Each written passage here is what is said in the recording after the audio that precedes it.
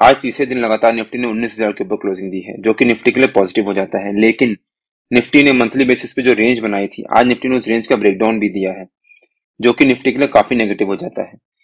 आपके हिसाब से निफ्टी ने जो ब्रेकडाउन दिया है, क्या ये फॉल्स ब्रेकडाउन है या फिर निफ्टी में अब एक नीचे की तरफ फॉल आएगा? आपके जो भी लेवल्स हो प्लीज कमेंट से बताइए। इस वीडियो में मैं अपने व्यू शेयर करूंगा कि मेरे हिसाब से ये फॉल्स ब्रेकडाउन है या फिर निफ्टी में अभी नीचे की तरफ एक फॉल आएगा, और उसके बाद देखेंगे कि निफ्टी के कल के लेवल्स क्या रह सकते हैं। सो वीडियो काफी इंपॉर्टेंट होने वाला है, इसको एंड तक जरूर देखिएगा।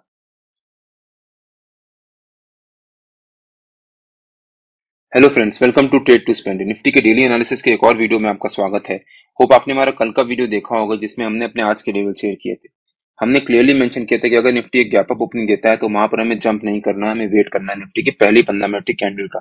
अगर आपने वो वीडियो नहीं देखा है तो उसका लिंक मैंने डिस्क्रिप्शन में डाल दिया है और आपको ऊपर यहाँ पर आई बटन में मिल जाएगा। एक बार आप वो वीडियो जाकर जरूर देखिएगा, उससे आपको आइडिया होगा कि निफ्टी अगर गैप अप, फ्लैट या फिर गैप डाउन ओपनिंग देता है तो हमें किस तरह से ट्रेड करना चाहिए। जैसा एक्सपेक्टेड था, निफ्टी ने एक गैप अप ओपनिंग दी और उसके बाद निफ्टी ने पहली 15 मिनट की कैंडल में एक शार्प फॉल दिखाया। जब निफ्टी ने यहाँ पर गैप अप ओपनिंग दी थी, तब मैंने अपने व्हाट्सएप प्रीमियम ब्रॉडकास्ट और फ्री टेलीग्राम चैनल में क्लियरली मेंशन किया था कि हमें वेट करना है, वहां पर जंप नहीं करना है। हो सकता है निफ्टी में करेक्शन आए, और निफ्टी ने वैसा ही किया। गैप अप ओपनिंग देने के बाद निफ्टी ने पहली 15 मिनट की कैंडल में ही एक शार्प फॉल दिखाया और हमारे नो ट्रेडिंग जोन के बीच में आकर ट्रेड करना शुरू कर दिया। उसके बाद निफ्टी ने हमारे नो ट्रेडिंग जोन के ऊपर के लेवल के पास जाकर रेजिस्टेंस लिया और वहां से एक शार्प फॉल दिखाया, और हमारा जो नो ट्रेडिंग जोन का नीचे का लेवल था, उसी के पास जाकर निफ्टी दिन भर ट्रेड करता रहा और दिन भर निफ्टी एक रेंज बनाता रहा। मैंने दिन भर कई बार अपने व्हाट्सएप प्रीमियम ब्रॉडकास्ट और फ्री टेलीग्राम चैनल में क्लियरली मेंशन किया था कि हमें वेट करना है निफ्टी का इस रेंज का ब्रेकडाउन या ब्रेकआउट देने का, और जिस डायरेक्शन में वो ब्रेकडाउन या ब्रेकआउट देगा उस डायरेक्शन में मूवमेंट आने के चांसेस हैं। अगर आपने यहाँ पर जब निफ्टी ने नो ट्रेडिंग जोन का नीचे का लेवल ब्रेकडाउन दिया था, अगर आपने यहाँ पर कूद के पुट बाई किया होता तो आपको लॉस हुआ होता, बिकॉज उसके अगले कैंडल निफ्टी ने ग्रीन बनाई थी, तो आपका स्टॉप लॉस हिट हुआ होता और वापस निफ्टी दिन भर एक रेंज बनाता रहा। फिर जब निफ्टी यहाँ पर आ रहा था, जब निफ्टी ने उस हमारे नो ट्रेडिंग जोन के नीचे के लेवल को ब्रेकडाउन देने की कोशिश करी थी, वहां पर गया था, अगर आपने वो देख के कैंडल क्लोज होने से पहले अगर आपने पुट बाई किया होता फिर से, तो आपको फिर से लॉस हुआ होता, बिकॉज उसके बाद निफ्टी ने यहाँ से एक रिकवरी दिखाई। निफ्टी हमारे नो ट्रेडिंग जोन के नीचे के लेवल को ब्रेक कर ही नहीं पाया, वहां से बार बार बाउंस लिया। फाइनली क्लोजिंग से पहले भी निफ्टी ने यहाँ ब्रेकडाउन देने की कोशिश करी, बट वहां से फिर से एक बाउंस लिया, ऊपर की तरफ सस्टेन किया। और सेम चीज बैंक निफ्टी में भी हुई। अगर हम बैंक निफ्टी का चार्ट देखें तो बैंक निफ्टी ने भी जब यहाँ पर एक गैप अप ओपनिंग दी, उसके बाद बैंक निफ्टी ने भी यहाँ से एक शार्प फॉल दिखाया। हमारे नो ट्रेडिंग जोन के ऊपर के लेवल से बैंक निफ्टी ने भी दो तीन बार रेजिस्टेंस लिया, फिर वहां से एक फॉल दिखाया, और हमारा जो नो ट्रेडिंग जोन का नीचे का लेवल था, वहां से फिर से सपोर्ट लिया और एक ऊपर की तरफ अच्छी रिकवरी दिखाई।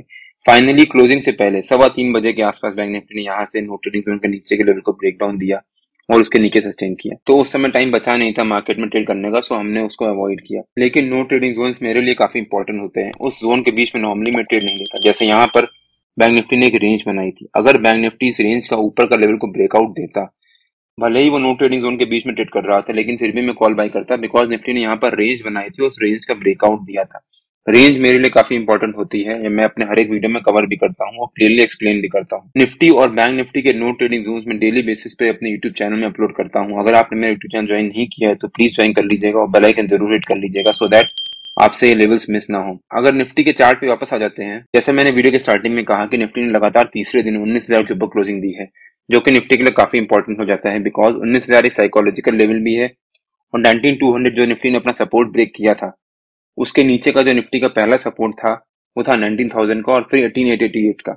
तो 19,000 निफ्टी के लिए इंपॉर्टेंट लेवल है। अगर निफ्टी उसको सस्टेन कर रहा है, दैट मींस निफ्टी में चांसेस हैं कि रिवर्सल आने के। लेकिन निफ्टी ने मंथली बेसिस पे जो रेंज बनाई थी, आज फाइनली निफ्टी की मंथली कैंडल का क्लोजर था, तो निफ्टी ने उस रेंज को ब्रेक डाउन दिया है। अगर हम निफ्टी के मंथली चार्ट को देखें, अगर आप ध्यान से देखो, तो निफ्टी ने यहाँ पर मंथली बेसिस पे एक रेंज बनाई थी, मैंने अपने पिछले वीडियो में कवर भी किया था, और 19,200 के आसपास निफ्टी का उस मंथली रेंज का नीचे का सपोर्ट था, और फाइनली निफ्टी ने 19,200 के नीचे क्लोजिंग दी है, और आज निफ्टी की मंथली कैंडल का क्लोजर भी था। तो वो निफ्टी के लिए काफी नेगेटिव हो जाता है, बिकॉज निफ्टी ने 4 महीने से जो रेंज बनाई थी, फाइनली उस रेंज का ब्रेकडाउन दिया है। अब जो निफ्टी ने ब्रेकडाउन दिया है, ये एक फॉल्स ब्रेकडाउन है या फिर निफ्टी में एक्चुअली में एक फॉल आएगा, वो हमें कैसे कंफर्मेशन होगा? मेरे ख्याल से निफ्टी अगर इस वीक की जो कैंडल है उसका क्लोजर अगर 19,200 के नीचे देता है, तो हो सकता है निफ्टी में वो कंफर्मेशन हो कि निफ्टी ने जो ये ब्रेकडाउन दिया है ये एक्चुअल ब्रेकडाउन है। और अगर निफ्टी 19,000 के नीचे क्लोजिंग दे देता है इस वीक की कैंडल का, तो वो निफ्टी के लिए काफी नेगेटिव भी हो सकता है उसके बाद निफ्टी में नीचे की तरफ एक शार्प फॉल आए। लेकिन जो ये निफ्टी की वीकली कैंडल है, अगर निफ्टी उस वीकली कैंडल का क्लोजर 19,200 के ऊपर देता है, तो वो निफ्टी के लिए वापस रिवर्सल के चांसेस होंगे। या फिर निफ्टी में चांसेस हो कि निफ्टी अगले 2-3 हफ्ते के लिए साइडवेज मूवमेंट में चला जाए। अगर आपने हमारा वीकली का वो वीडियो नहीं देखा है तो उसका लिंक मैंने डिस्क्रिप्शन में डाल दिया है और आपको ऊपर यहाँ पर आई बटन में मिल जाएगा। मेरे ख्याल से हमें निफ्टी में 2-3 दिन और वेट करके देखना चाहिए कि अगर निफ्टी में नीचे की तरफ फॉल आ रहा है और 19200 के नीचे 19000 के नीचे सस्टेन कर रहा है तो वो निफ्टी के नेगेटिव हो सकता है। मान सकते हैं कि निफ्टी ने कंफर्मेशन दिया है कि निफ्टी ने जो ये ब्रेकडाउन दिया है अब निफ्टी में नीचे की तरफ फॉल आएगा। वैसे भी निफ्टी के जो हैवी वेट्स हैं वो काफी स्ट्रॉन्ग चल रहे हैं इस समय। वो मेरे ख्याल से निफ्टी में दिवाली तक एक अच्छी रैली आने के चांसेस भी हैं। अब अगर निफ्टी के 15 मिनट के चार्ट पे वापस आ जाते हैं, आज जो निफ्टी ने क्लोजिंग दी है वो हमारा जो नो ट्रेडिंग जोन का नीचे का लेवल था एग्जैक्टली उसी के पास जाकर क्लोजिंग दी है और निफ्टी के लिए ये चीज काफी इंपॉर्टेंट हो जाती है। देखते हैं कि निफ्टी के कल के लेवल्स क्या रह सकते हैं। मेरे ख्याल से निफ्टी का कल का रेजिस्टेंस रह सकता है 19140 के आसपास। 19140 निफ्टी ने जो ये रेंज बनाई थी आज उस रेंज का हाई था, तो 19140 निफ्टी कल का रेजिस्टेंस रह सकता है और 19020 निफ्टी का कल का सपोर्ट रह सकता है। हो सकता है निफ्टी 19140 और 19020 इसी रेंज के बीच में कल ट्रेड करे। और मान लीजिए निफ्टी कल अगर एक फ्लैट ओपनिंग देता है, आज निफ्टी ने जो रेंज बनाई थी इसी रेंज के बीच में निफ्टी कल एक फ्लैट ओपनिंग देता है और यहाँ पर आधा एक घंटा सस्टेन करने के बाद अगर निफ्टी ऊपर की तरफ ब्रेकआउट देता है और हमारा जो रेजिस्टेंस है 19140 उसको भी ब्रेक करके ऊपर सस्टेन करता है, तो निफ्टी का पहला टारगेट हो सकता है 19179 के आसपास, सेकंड टारगेट हो सकता है 19215 के आसपास और थर्ड टारगेट हो सकता है 19255 के आसपास। और हो सकता है उसके बाद निफ्टी हमारे ऊपर के तीनों टारगेट्स अचीव करे। बट अगर निफ्टी एक फ्लैट ओपनिंग देता है और उसके बाद आधा एक घंटा टाइम बताने के बाद अगर हमारा जो नीचे का सपोर्ट है 19020 उसको भी ब्रेक करके नीचे सस्टेन करता है, तो निफ्टी के नीचे के लेवल्स भी ओपन हो जाएंगे। निफ्टी का नीचे का हमारा पहला टारगेट हो सकता है 18990 के आसपास, सेकंड टारगेट हो सकता है 18946 के आसपास और थर्ड टारगेट हो सकता है 18902 के आसपास। हो सकता है उसके बाद निफ्टी हमारे नीचे के तीनों टारगेट्स भी अचीव करे। बट अगर निफ्टी एक फ्लैट ओपनिंग देता है और यहाँ पर आधा एक घंटा करीब 10:15 बजे तक अगर यहाँ पर ट्रेड कर जाता है तो उसके बाद 19076 जो हमारा आज का नो ट्रेडिंग जोन का नीचे का लेवल था वो निफ्टी का सपोर्ट बन जाएगा और उसके बाद अगर निफ्टी इसको भी ब्रेक करके नीचे सस्टेन करता है तो निफ्टी में नीचे की तरफ फॉल आने के चांसेस रहेंगे।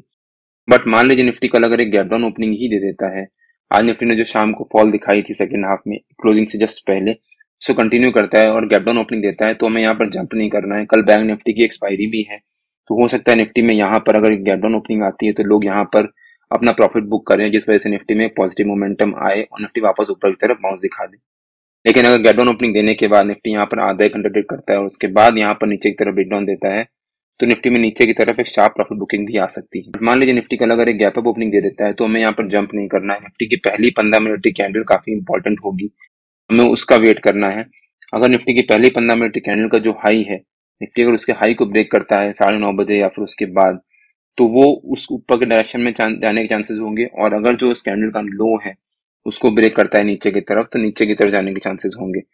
अगर निफ्टी मान लीजिए गैप अप ओपनिंग देने के बाद यहाँ पर आधा एक घंटा सस्टेन कर जाता है और उसके बाद रिलायंस में भी ऊपर की तरफ मोमेंटम आता है तो निफ्टी में ऊपर की तरफ काफी तेजी से एक शॉर्ट कवरिंग आ सकती है। हो सकता है उसके बाद निफ्टी ऊपर के हमारे तीनों टारगेट्स अचीव करे। रिलायंस आज प्रेशर में था बिकॉज कल रिलायंस ने एक बहुत अच्छी रैली दिखाई थी तो उसका थोड़ा बहुत प्रॉफिट जिसने बुक किया होगा और उसके बाद रिलायंस अब कल से फिर से एक ऊपर की तरफ ट्रेंड चालू कर सकता है और हो सकता है वापस रिलायंस में रिवर्सल आए। और अगर रिलायंस में रिवर्सल आएगा तो हाई चांसेस रहते हैं कि निफ्टी में भी रिवर्सल आएगा।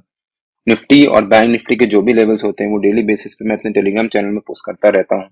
अगर आपने मेरा टेलीग्राम चैनल ज्वाइन नहीं किया है तो उसका लिंक मैंने डिस्क्रिप्शन में डाल दिया है और आप मेरे को टेलीग्राम में ट्रेड टू स्पेंड नाम से सर्च मार्केट ज्वाइन कर सकते हैं। अगर आपको वीडियो अच्छा लगा हो तो please like share and subscribe और बेल आइकन जरूर हिट कर लीजिएगा सो दैट जब भी मैं अपना अगला वीडियो पोस्ट करूँ आपको नोटिफिकेशन आ जाए। Till than happy trading and जय हिंद।